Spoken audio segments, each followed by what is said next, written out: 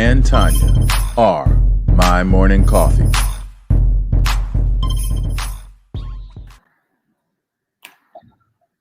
Good morning. Good morning, good people. Welcome to another episode of My Morning Coffee, where the conversation is always hot, bold, organic, and full of flavor. And today, we promise not to disappoint. We have some amazing guests this morning, and I think we're going to have a little bit of fun with them. We're going to cover some serious topics, but it's me and Gia, so we got to have a little fun with it. And before we go on, I want to say, because today is our last show before Mother's Day, make sure you check out our Mother's Day episode with the ladies that we had a couple of weekends ago live. You want to go to My Morning Coffee on the Apple Podcast and subscribe so that you can get that download, right? Make sure you do that. And make sure you do something nice for your mama, somebody else's mama, an auntie that act like a mama. Make sure you get all the love in there, because we need to give people their roses while they're here. So, and one thing. Go ahead. Wait, one thing. Don't forget the godmamas. Okay. Those are the aunties.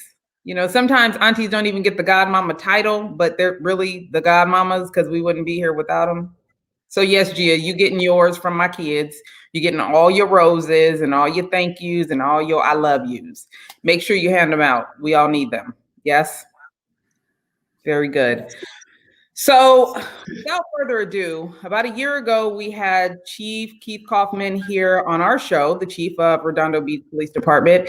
And we're going to bring on a couple of other people from his department. We've had John, Captain Naylor, here with us also. And we're in that moment, again, where we want to make sure that we're having intelligent, insightful conversations about the things that are important to us, right? We want to make sure we're simplifying complex issues through conversation instead of conflict.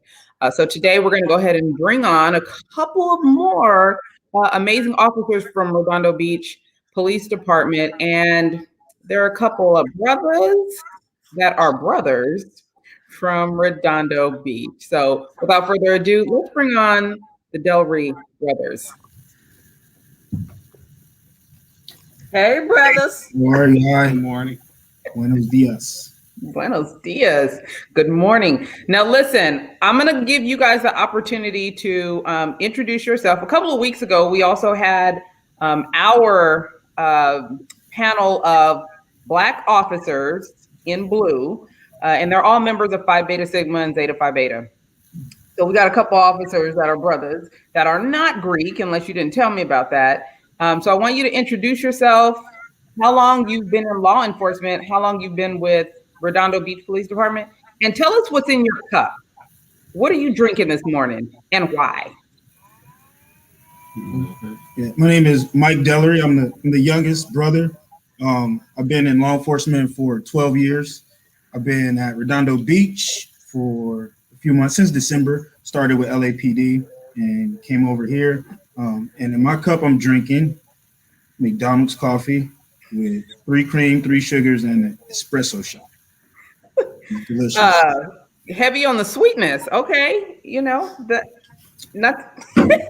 a lot of sugar. Got to stay awake, alert. I love it. My name is Delvin Dellery. I've been in law enforcement for 17 years. Whole 17-year career has been with Redondo Beach PD. I'm a sergeant. I'm drinking Starbucks coffee from my favorite Starbucks right across the street from the station. And it's a pike with half and half and some raw sugar. Now, one of you works the evening shift, right? No. Control? Neither one? So you just wake up, you get your coffee, and you get it going? Yeah. How long is your longest shift? How long has your longest shift been? My longest shift was probably 23 hours. And yeah, it's about the same for me, 20 plus hours. What were you working on? I was working on Well, it was right. Actually, it was last summer before the civil unrest. So I was working the mayor's detail, and then got called to go downtown. So it just kind of carried over. Yeah, mine probably the same. Working the riots in Santa Monica. So have you ever experienced anything else like that in your career? I have Tell me about it. several times. So I started LAPD in 2009, and right after I graduated the academy on probation, the Lakers decided to win the championship, which I was excited about. But of course, you guys remember the people came out and started rioting, so that was my first experience. And then there was a time where a lot of transient type people decided to sleep on the lawn of City Hall. And eventually LAPD decided to move them off. So that was another one. And then I worked Hollywood for a little bit. So there was always something going on there. So I've experienced that quite a few times, actually. Wow. What about you? In my police career, Mm-hmm.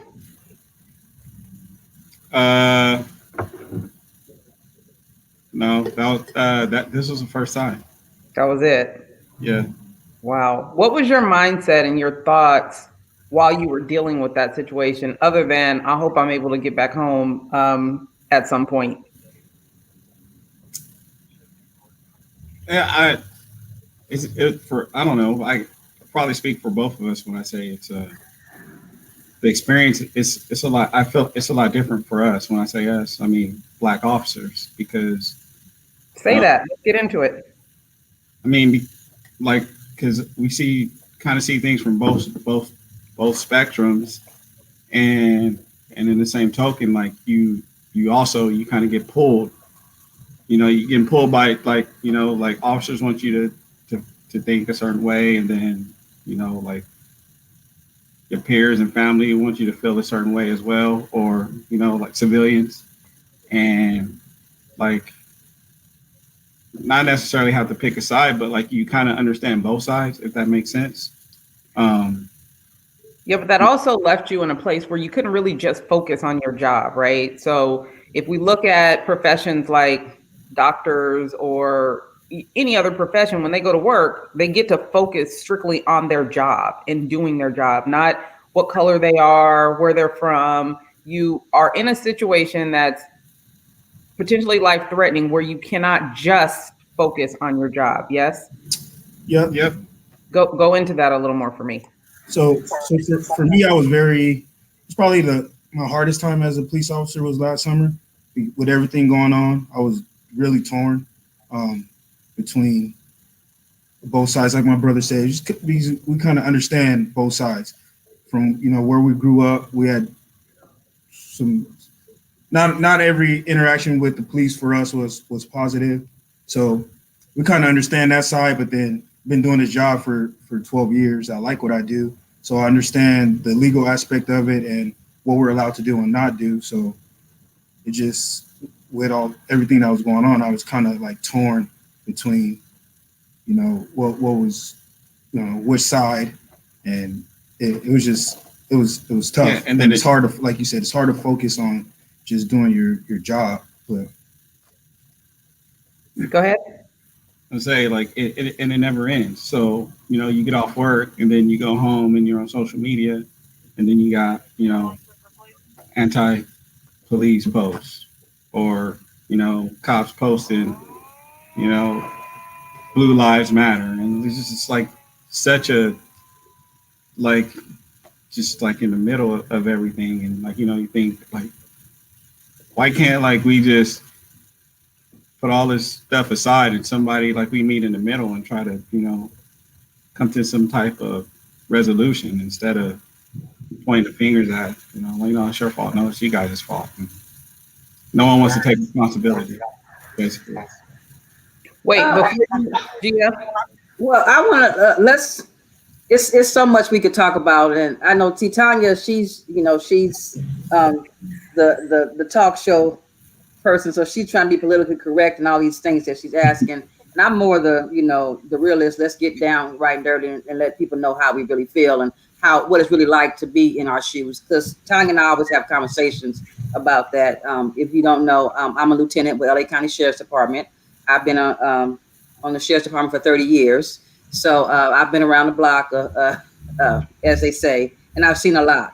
And I want you guys to talk about, because you talked about, Mike, I believe you said a couple of years ago when you first got on LAPD, you were out during the riots when the Lakers won. And I think during this past year and last year, we saw a lot of rioting going on with the George Floyd things and all these other things that have been happening. And they always show, police out there on the line, on the scrimmage line, out there trying to keep peace. And can you talk to the viewers, what's it like to be out there? Because you've been in the trenches when they're rioting. You've been on the front line, it sounds like. So, and we see it on the news. We see, people getting all in our faces and stuff when we're out there trying to keep the peace and stuff. And what's that like for you as a Black officer when you have your own people in your face saying the things they're saying and stuff like that? Can you talk about that? Yes. When you say own people, you mean the public? The public are, what I call our cousins, our people. You know how you're out there, we're, because the whole thing is we hired on to do a job, okay? Right. And despite the color of our skin, we hired on to do a job. And we're out there trying to do our job. But it seems like when our departments are getting into a lot of trouble with certain individuals and things like that, and then things are happening in the communities that we have to go out now do our job. I.e., when you were on the when the Lakers won and they started rioting, we have to go out there now and try to control the environment, control what's going on, and while everybody's rioting and celebrating, doing whatever and stuff. And in this past last year, when the George Floyd thing happened and people started rioting and stuff, again, police were called out. We were called out, and we were on the front line. And so here that we have an officer right now, and I don't know if your brother has been out on the front line like that. I've never had to be on the front line. Just so happens when these things were happening, either I was in a position of a supervisor position, so I wasn't on the front line as a deputy. But you as a police officer, you've been on the front line in a riot situation. So talk to people, what's it like from your perspective? Because we never hear that. We always hear the news talking about what's going on and showing the situation and showing how people are getting in our faces and stuff like that. But how is it for you? It's actually being there. It's scary. It's always scary. I think anyone that says otherwise is something probably wrong with them. You just have people throwing bricks, throwing whatever, water bottles, fireworks at you, or they may not. They may actually just be protesting. So you have to be sharp enough to kind of navigate through that. So that's a scary part of it. And then more personally for me, when you're just standing on the line, being a Black officer, especially with the George Floyd stuff, I feel like I got a lot of attention from people, from Black people, white people. It's funny because you have like, I had I won't forget some white girl. She was maybe in her 20s, and she was like all in my face telling me how Black Lives Matter and how I'm like a traitor and all this other stuff. And I'm like, hold up, like, really? But I just feel like in those situations, just get a lot of attention. But it's scary being an officer, especially these days, because you don't want to make a mistake and do something wrong and end up on the news or end up in trouble. But you also don't want to not make a decision and someone gets hurt. So there's just so much going on. It's not easy at all. And both my brother and I, we were in the Marine Corps. We're both combat veterans, so we've experienced different things. But like that situation is just a little different, and it's a little difficult. Do you find yourself trying with your friends and family, like when all these things pop off with the law enforcement? Do you find yourself having to defend your job to them and having them to see it from as I say, our eyes? Like you said, we're we're officers, but again, we're also Black. So we're constant. To me, it's a constant battle between our feelings as a Black person in society, and then also here we are as a law enforcement officer in society. It's, at least for me, it is. I don't know. Can you guys tell me what's it like for you guys? Do you guys have experienced some of that too? Not necessarily from family members.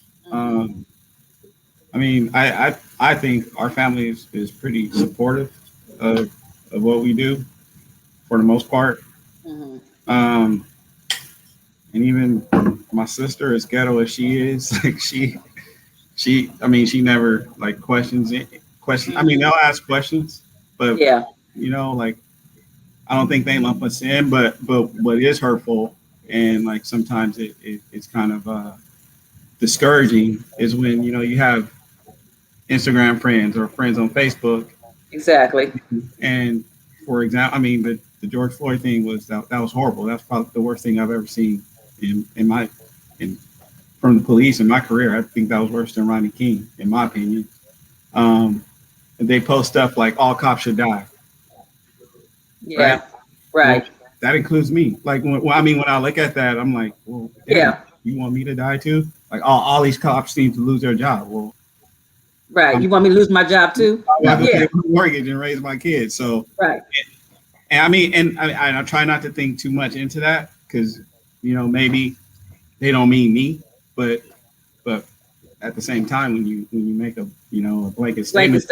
Well, yeah, I get that too. When they'll say, "Oh, well, Gia, I'm not talking about you. You're not like that." But again, like you said, when you see it and you read it, like you're saying, it's just like, oh, well, you're talking about. That's just like you have your white friends when they talk about Black people, and they say, "Oh, Delvin, I'm not talking about you." Well, last time I checked, I was Black, right? That's how you look at it. So. And then that's the other thing that goes along with it because in the same token, I'm viewing, like the George Floyd thing the same way they're viewing. I'm not viewing it from. I mean, maybe I do view it from a cop point of view in regards to like tactics or what could have been done, but also view it as like, I can't believe that he did that. Like, that's whether or not he committed a crime or whatever the case was. Like, that's still somebody's life. Like that was wrong. So I'm thinking about it from that way too, and I'm understanding. And then it's like they throw you for a loop and like, well, all cops should die. And like, oh, like right. Yeah. I agree with you. Like, that was heinous. But, well, you happen to be on a department whose chief put out one of the first public statements against what had happened with George Floyd. And I know that there aren't a lot of people that recognize that or even know that. So my question to you all would be, if your departments did a better job of their public relations, community relations, do you think that's something that would be helpful for people to understand who you are, who your department is, and the leadership within your department? What can help this contention between departments and communities, in your opinion? I honestly believe that I mean, you can answer that a bunch of different ways, but I also feel like that's very dependent upon like the community and how willing they are to engage that in the first place. I mean, I don't know, I know here they would probably engage it, but there's not a really big Black community here. So let me continue on that spectrum, because I've been wanting to ask you this, especially because I think it's important so people understand and be as honest as you can about this. You are working in a city where there's a very small minority population, right? yes. It's a very small minority population. So the probability of arrests and interceptions that you will be involved in are likely to be with white people, right? Yes. It's going to be a higher probability that you're having interaction with non-minorities just because of the population. So when things like that happen, is there racism that you deal with based on the fact that you are a Black officer of authority over white people? Is there, where does that play in at, and how do you deal with it? We absolutely deal with racism here, and I'm not gonna say on the department. I the guys here are solid. Like, I mean, I love everybody here. I'm willing to put my life on the line for any officer here. So that's never been an issue here. But so I don't want to use the word racist. I don't know, maybe. No, listen, this is an open forum, and I want you to be, I want this so that people understand that they're not the only ones that deal with racism. No. So 100%. So I'd been here for, this was probably my third month as an officer here. And I got a call to a guy, this man, he was a victim of identity theft. So somebody obviously got a hold of his credit card information, ran up a bill. So he called and he wanted a crime report. So I was on training at the time, and I was doing okay. So my training officer was okay with me walking up to the door, and he would kind of stand like, way back. So I knock on his door, and the guy cracks the door open, and he's like, "Can I help you?" I was like, "Yes, sir. I'm Officer Dellery, here to take a report. You're a victim of identity theft, right?" He's like, "Yes." It's like, "Well, can I come in?" He wouldn't open the door. He's like, "No, you can't come in." I was like, "Okay, well, can you come outside so I can take the report?" And he's like, "Sorry, but I don't want a black officer taking my report. I'd rather speak with a white officer." And I was like, Wow. Okay. So I got on the radio, or this guy says he wants to speak to a white officer. And my training officer was like, "We're not taking a report. Let's," and we left. But I mean, I can't tell you how many times I'm being called the N-word here. I used to count for a while on a weekly basis. In 1 month, I got called, and this is by citizens, in a month, 32 times. So Yeah, and that's the stuff. And that's the not media. criminals. That's just normal people. Right. And see and that's the thing. That's the stuff that doesn't get captured on video, by anybody or by the media and stuff. It's always the other stuff. But that's a trip it's not a trip. It's because Redondo Beach is what we call people that were born and raised in Los Angeles, the lily white community. Okay. So Tanya from up north, so she a little different. But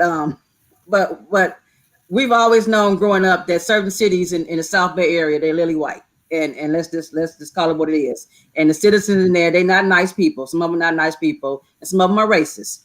And so I can imagine what you guys have experienced in that city, because it's a small city, but they got what you call money. So when people that got money think they can talk and do anything they want to do, and they treat us the way they want to treat us and stuff. So and I'm sad that you had to experience that as a rookie. That was probably, I know you probably was like, what the hell? The crazy two-pronged story to that is I was stationed in the South for a little bit, and never once. And I ran into guys wearing like straight up like Confederate uniforms, and I never experienced that. But at a young age, I never forget. A girl called me on my name, and I got mad, and I called her another name, and obviously she went and told my mom. So my mom calls me in the house, and my mom was a single parent, and she was like, "Well, are you that name?" And I was like, "No." And then she said, "That's right. You are what you answer to." And I always remember that. So I never let what people say to me bother me, because if it doesn't, maybe there's some truth to it. So, you can call me that all day. Like, okay. A lot of times I heard that one before. Can you tell me something? Look, I got a follow up to that, but I wanted to let the listeners know that if you have a question, feel free to put it in the comments. We would also love to hear or see where you're at right now. Go ahead and put that in there. But I wanted to ask you, both of you, in situations like that where you may have dealt with some discrimination or racism on this department, how does your leadership and how does the department support you? Well, I haven't experienced it on the level that he has here. My interactions or my experience with it has been with people going to jail, but as far and so I've been called out my name on calls with sergeants there and with other officers, and the majority of the time they will step in and kind of handle it or say something to, I guess, maybe diffuse it, because I think it makes other officers more uncomfortable than it does me or my brother, because maybe you're kind of like you say, you just kind of let it roll off. But I hate to say this, but I still remember the first time I was called the N-word. I was 7 years old, so that's something I'm accustomed to. That's not abnormal for me to hear, for one. And one, again, my mom, told me at a young age, don't, you are what you answer to. But I can honestly say that anytime that another officer has been around with somebody call me that, I've literally had to hold them back from because they get upset, it pisses them off. And I'm like, dude, relax. I'm not even mad. Calm down. So it's really good to see that. Honestly, it makes me feel good, but I'm like, hey, no, dude, this ain't worth getting in trouble for. This person is just ignorant. It's not worth it. So they definitely. Now that's been your experience with Redondo Beach. What about LAPD when you were on LAPD?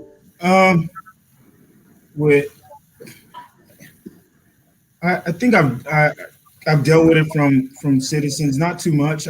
Not really on that level. For me, it's always been it's 9 times out of 10, it's someone going to jail, and I've just it's kind of been the same where people will step in, or my supervisors will step in, and it used to bother me at first, but then I try not to take it personally.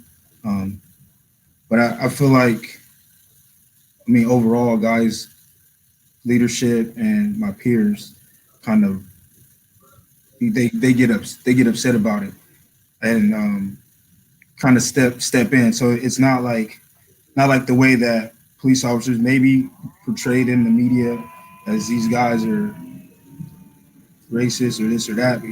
From my 12 years experience, these guys always, like my brother said, step in, or the leadership, same thing, will kind of step in.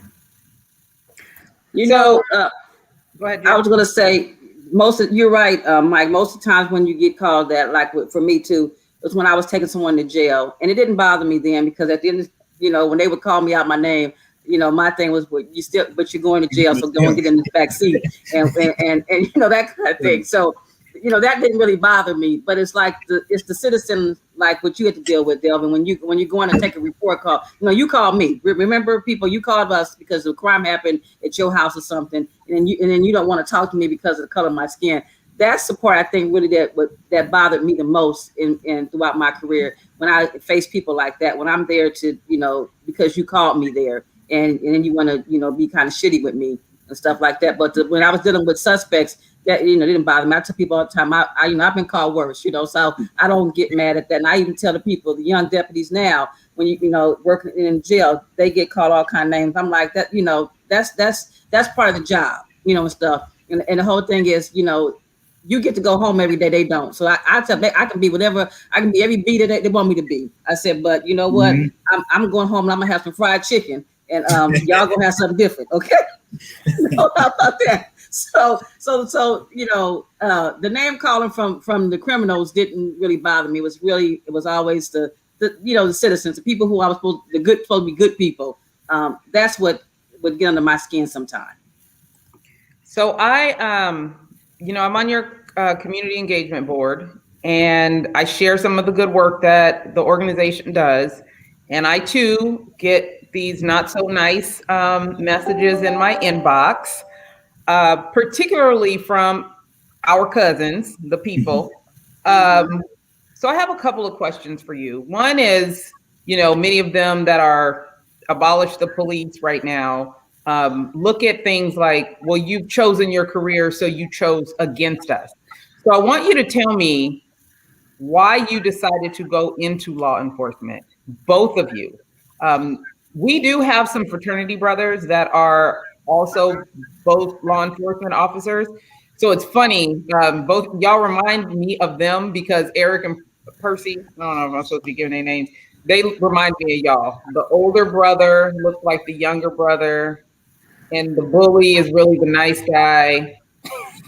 I'm being a little judgy, but I want you to tell me why you chose law enforcement, and then also speak on the Black Lives Matter movement.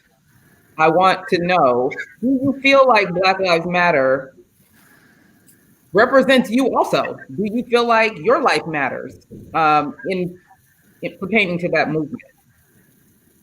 I guess I can start with that one. So we grew up in South Central LA, Watts area. Definitely wasn't the best neighborhood. Single parent mom. My dad was a crackhead all our life. He absent father. Wasn't around. We buried him a few years ago. So I grew up in a we grew up in a pretty rough neighborhood. A lot of I watched a lot of my friends get killed, die, and I would watch the murders go unsolved. And aside from that, had a lot of bad experiences with police. I mean, probably had more bad experience with police officers growing up than I did positive ones. But the ones honestly that I do remember were the positive ones. And I told myself two things. I want to grow up and be a cop because I'm tired of my friends getting murdered and the murders going unsolved. And also, I want to be a positive role model for my community and show people that, like there can be good cops and there are good cops. And that was my motivation to be a police officer. And then for me, I guess the short answer is I wanted to be a police officer because my brother wanted to be a police officer. So like you said, my dad wasn't around, so this is the only dad that I had. I mean, besides my grandfather. So I had this dude. So he wanted to do it. And then also I just felt, I guess for me, like just a life of service is something I've been called to, I guess with the Marine Corps and with other things I've done. And then just being a police officer, I felt like I'd be able to affect change kind of. And so that was kind of like my thing, besides my brother doing it. And then I guess I'll go into the Black Lives Matter thing is for me, I'm not like 100% on board. Like, and I've gotten in arguments with people about this. I'm not 100% sold on it. I believe, I mean, yeah, do I believe like Black Lives Matter? I do. Do I believe that there is an issue in the Black community with the police?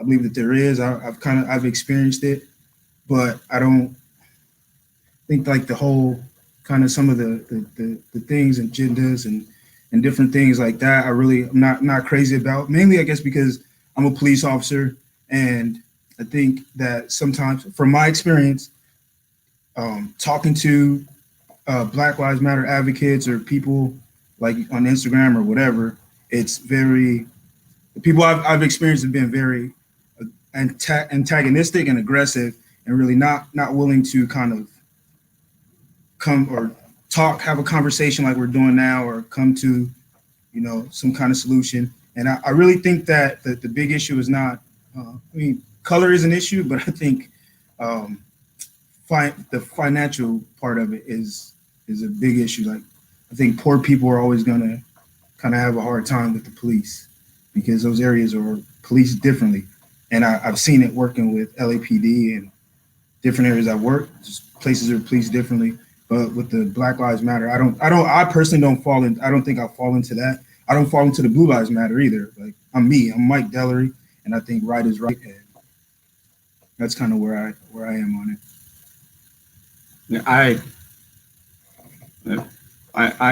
don't know. I the way I feel towards it is people seem like they see me in uniform. Well, I don't wear a uniform now, but they see me as a police officer, and that's all I'm seeing as. Like, they don't know what my past is. They don't know anything about like my upbringing, you know, my parents or any of that, where I grew up. So they just see me as a police officer, and they think anything I speak on has to do or is coming from a police officer background. So to segue into the BLM thing, I honestly don't buy into it, and the reason is again, like I know that they weren't around when I was growing up, but I mean, now you have BLM, and yeah, Black lives, cops kill Black people, or have killed Black people on the news clearly, but the majority of our lives are taken by our own people, and I mean, gangs are rampant in our neighborhoods, and you never see BLM march when a gangster kills somebody, and not even other gangsters. They kill someone innocent. Like, you never see BLM march for that. Like, there's no, you know, there's no new news press on that. Like, you don't hear anything about it. But as soon as, even if in our eyes it's justified shooting, a cop kills a Black person, like BLM is all over it. And like, I just think, I don't know, it's like a one-sided agenda. Like, is it really to help our people? Because if that's the case, then let's try to clean up our neighborhoods and get our minds right, and then let's attack this police thing or try to, you know, do police reform. But how are we gonna fix the police if our communities are screwed up? Gia, go ahead and speak on that. You don't really talk about it, and I don't think I've asked you on air, but you go ahead and lean into that too. As far as the Black Lives Matter movement, I agree. I have some of the same opinions that Mike and Delvin have. Of course, Black Lives matters to us, okay, because we're Black, okay. But as far as that, the movement and the platform, I have some you know, issues with really what they're about, because I say the same thing that Delvin says. You know, they weren't around 20 years ago. And when things are happening in our community that's not police related, where's Black Lives Matter? When the innocent people are being killed, or when the grandmother got a bunch of drug dealers on the street and she can't go to the grocery store because she's afraid, where is the movement then? You know, then and stuff. So, and I feel as though they have an agenda, a hidden agenda, and I don't really know what it is. And again, it seems like they only came about really to attack the police. And yeah, there are things going on in the police departments that are not right. Yeah, we all say that there's room for improvement and stuff like that, but it's not across the board. And a lot of problems in police departments, it's really the individual people that are doing these things, you know, and stuff. And that's what we need to really talk about. You need to talk about the individual people, not us as a whole, as a profession, because it's a great profession. I'm glad I went into the profession. I learned a lot. And like Delvin said, you know, I went into the profession to be a role model, to show people in my community that look like me that you too can do this job. And there are good people out there trying to protect and serve. But I think that gets all lost with this whole Black Lives movement, with all their rhetoric. People forget about the good men and women in uniform who are putting their life on the line every day to keep their communities safe. That never gets talked about in the Black Lives movement. It's always something negative toward the police. So, you know, I'm kind of on the fence with them too, like Mike said, you know, with the whole movement. Let me first thank you both for sharing your experience. I myself, at the age of 5, watched my mother get shot and watched her boyfriend get murdered on a Saturday morning. And one of the things that I struggle with is why, even though we don't want to say Black on Black crime, why do we have such a hard time addressing our issues and fixing some of these things that cause depression and bipolar disorder and PTSD in our own communities, which then leads to being over medicated and over incarcerated? Why do we struggle with dealing with some of these things? And by the way, the murderer was my uncle. So domestic violence in African American communities runs rampant, and nobody wants to talk about that. But I want, from your perspective, particularly because you come from a background similar to mine, and Gia, I believe you too, let's talk about why we have such a hard time having these conversations with us and how we can lean in to try to solve some of these issues. Either one of you, all three of you. But I think well, I think the conversation is hard because it's real, for one, and I think having that conversation, you have to be, I guess you have to be honest, and you people start having to hold themselves or themselves accountable for certain actions, for certain things. So I think maybe that's one reason why we don't have that conversation. And then I think I don't know, I can't really speak for maybe 20, 30 years ago or whatever, but now the popular thing is the police. So, and focusing on that, I guess that issue. So that makes it a little easier to kind of avoid some of these things that is true. Because I have some buddies that I was in the Marine Corps with, and I kept in touch with, and we have different conversations, like in a group text, and we kind of talk about some of these things all the time about different. I'm the only black guy in the group, by the way, so it's kind of tough because these dudes kind of press me.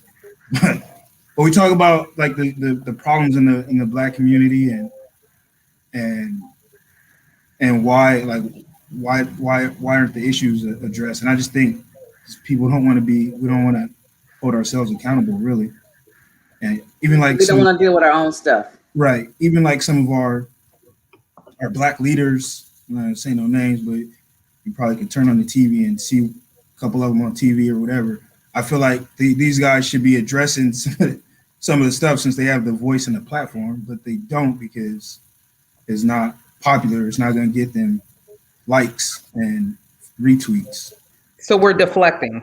Yeah. Instead of solving the real problems, we're deflecting. Mm-hmm. I agree with that, and I also want to add that it's a cultural thing. Like our culture, it's like, hey, you don't talk about you don't talk about our business.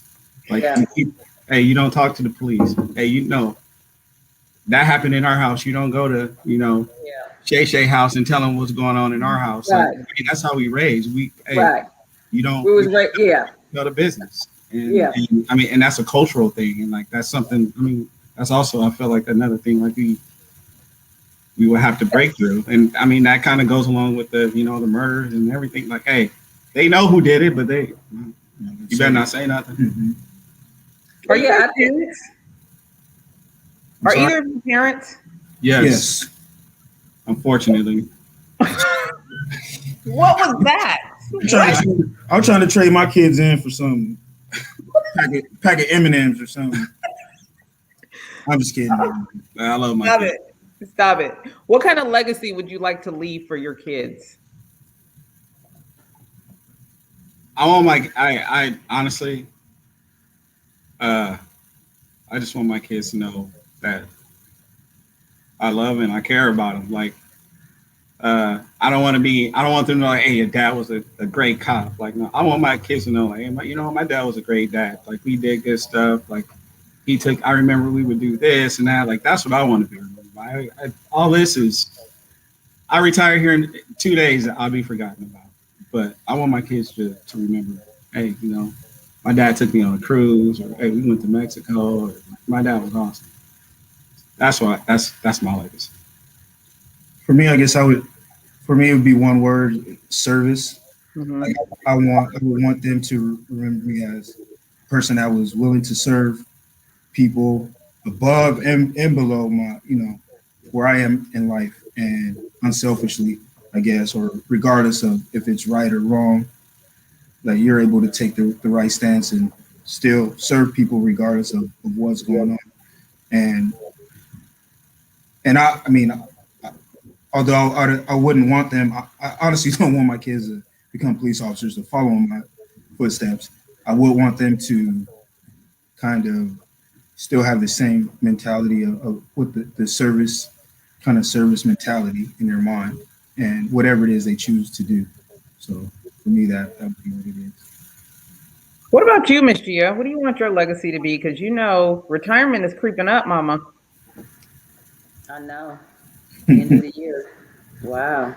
I want my legacy to be that I was a good person, a good citizen, and I was, I help people, and that's all I, want anybody to know, that I'm a good person, despite what my profession is. I'm a good person, and I have a kind heart, and hey.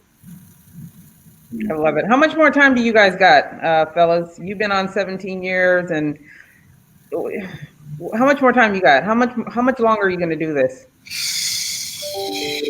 I can retire in 6 years, but we'll see. Do this thankless job. These people don't appreciate you. Well, I mean, it's honestly, it's getting tougher to do, but I mean, somebody got to do it. And I wouldn't say it's a thankless job, Tanya. And that's why I think most people think it's a thankless job, but it's not. We have to think on our feet. We have to think very quickly, and that's the part that people don't seem to get. Is that this is sometimes we don't have time on our side, and we don't we don't have to. We can't say, hold on, press pause. Let me go over here and check something out. Then I'll be back. Sometimes our job is not like that. We have to think, and we have to be able to make decisions rather quickly. So, and that's the part I think that gets missed a lot of times with a lot of stuff that's going on and out in society. They forget about that, because for years they've been told, oh, it's a thankless job. Anybody can do this job. Yeah, anybody can do the job, but I wouldn't call it a thankless job. I really wouldn't. And I don't think my two brothers from Redondo Beach PD would say that either. No, you know what? Since I've been here since December, and I cannot count. I cannot count how many times I've been stopped in the middle of the street, stopped in the middle of wherever, and people have went out of their way to say thank you. Tell your guys thank you. Having their kids thank you. Tell the officer thank you. Have people, hey, I just want to buy you guys, as funny as it is, some guy a box of donuts for the station. I think that's pretty funny, but that people buy stuff. So they're not buying y'all bagels over in Redondo? They stereotyping. Tell them next time, Mike, tell them you want bagels with cream cheese. I should. I can't be picky. but it's like, so just seeing, even though just seeing it on that scale, it kind of lets me know that there are people that appreciate it, even though there's probably a lot of people that don't. But I mean, yeah, I've gotten cakes and cards and cookies and flowers, and so not all the citizens are, but the majority of the citizens here are awesome. There's just a few that like to use the N-word, but I love it here. I like it. That's here. Yeah. When I was in LA, talk about it, Mike. Talk about it's a little different. They waved at you all the time, but with one finger. Yeah, it's a little different. That's what people understand. Nobody's buying you. If they say donuts, it's because they clowning. Yeah, right. It was a little different. They're a little different. Yeah, the big PDs are a little different than the small PDs. So but also too, the communities that LAPD serves, just like LA County Sheriffs, they're not always the high dollar communities like over there in Redondo Beach. So yeah, we got some trashy people over here too. Don't get it twisted. Real quick though, mental health. How do you take care of yourself on this job? Particularly you, Mike, with LAPD. Mm-hmm. But, as your careers are lengthening, as things are getting tougher, being an officer, how are you taking care of yourself and the people around you? Because, your mind ain't right and you go home. Yeah. Might not be pretty. So how do you take care of yourself? My main thing is, I have a couple main things, but the main thing is I work out.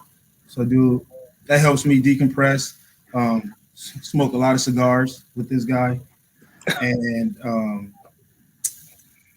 I guess have different outlets. I do stand-up comedy every now and then.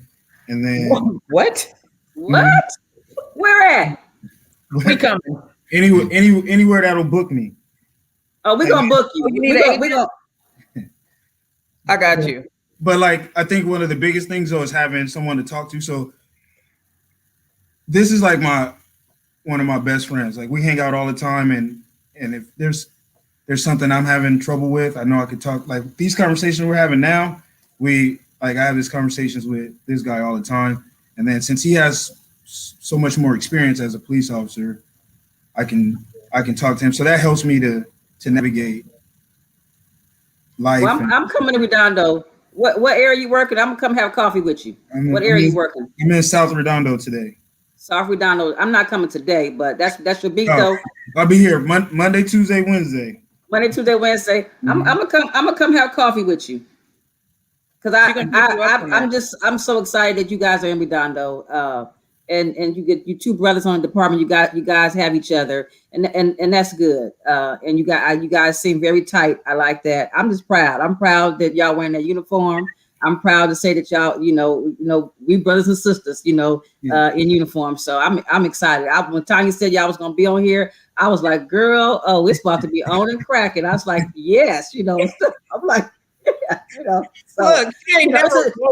She ain't never. It's a different kind of. We have a different kind of bond, And so through the conversation to wake up, and she might be like, "I might talk to them. I don't know. We'll see." Yeah, she's all the way up today. All the way. I was like ready. I was like, yeah, my peeps is gonna be on here.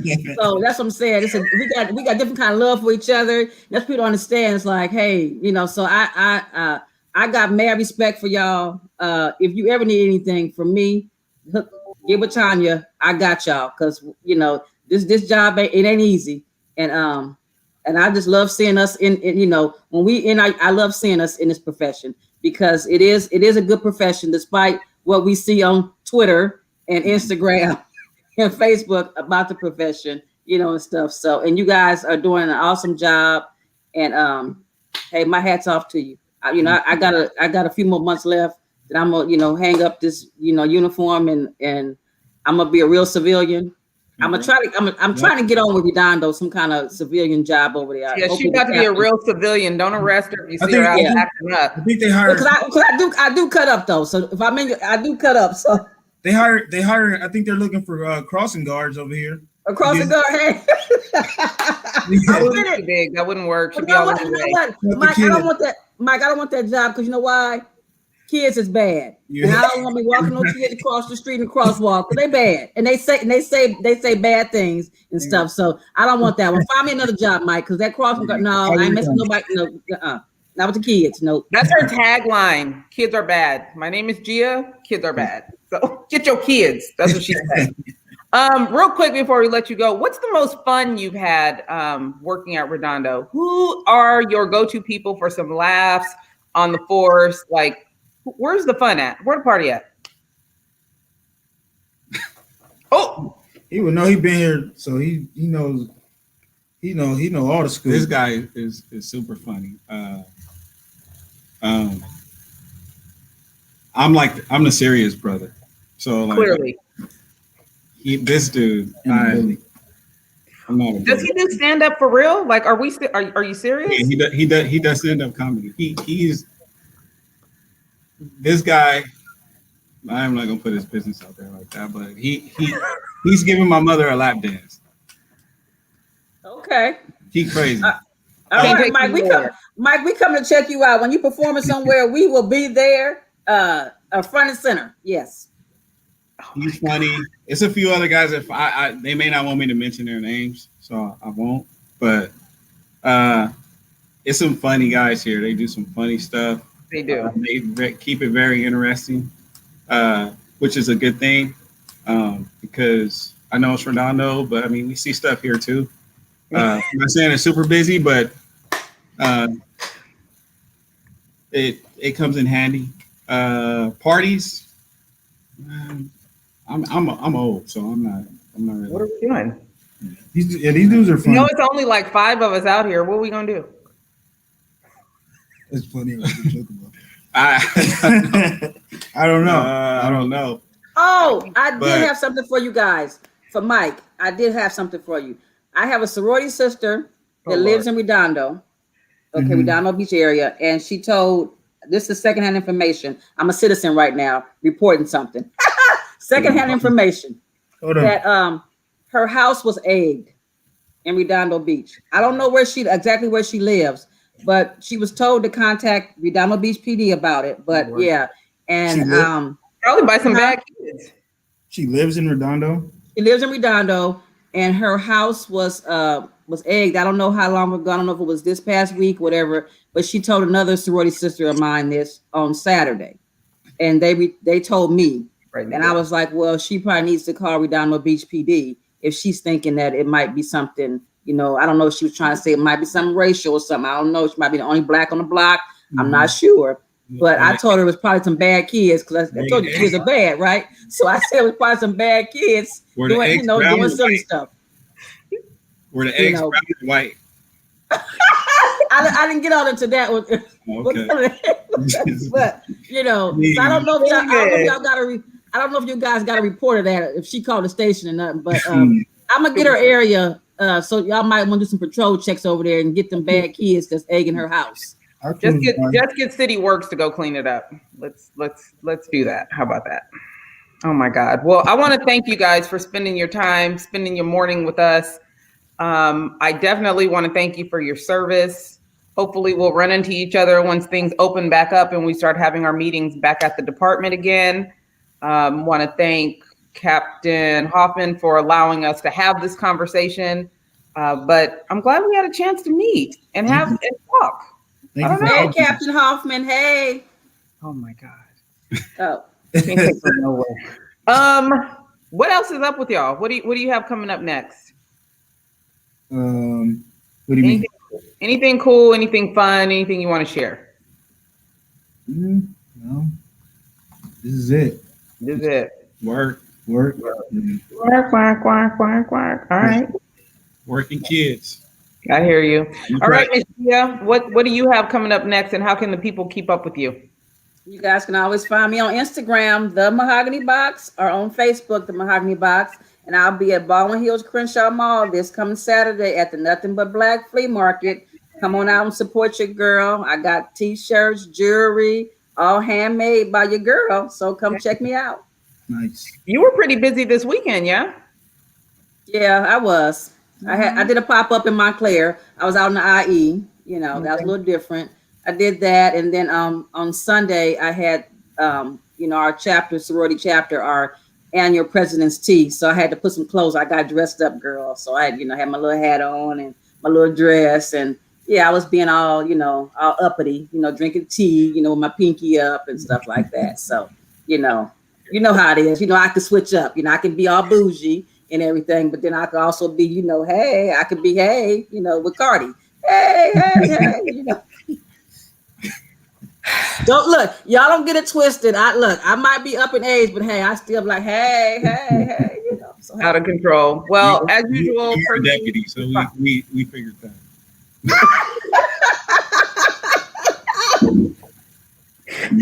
She's been containing it for quite a while, and she's ready to just explode. I can't wait for retirement for us. I think it might benefit both of us. Yeah.